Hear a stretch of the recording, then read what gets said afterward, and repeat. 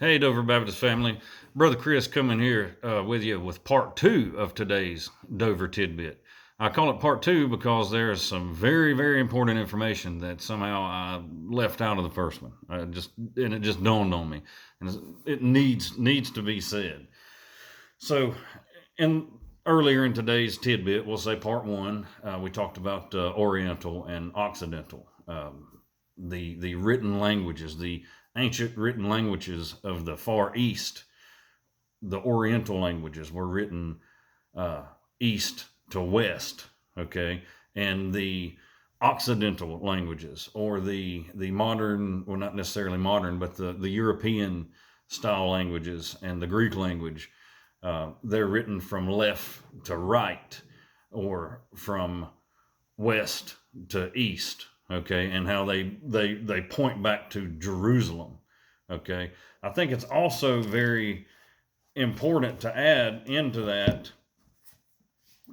I'm gonna give you this quote, which I think I may have quoted it a couple weeks ago in Sunday school, but you hear a lot of scholars say this. They say that the Old Testament is the New Testament concealed, and that the New Testament is the Old Testament revealed.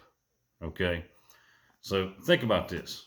If you got a Bible such as this King James Version, okay, the Old Testament was translated from a Hebrew text called the Masoretic text, okay?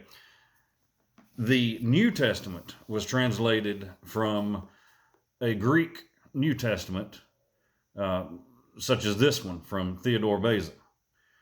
So the Old Testament you've got translated out of a Oriental language, Oriental written language.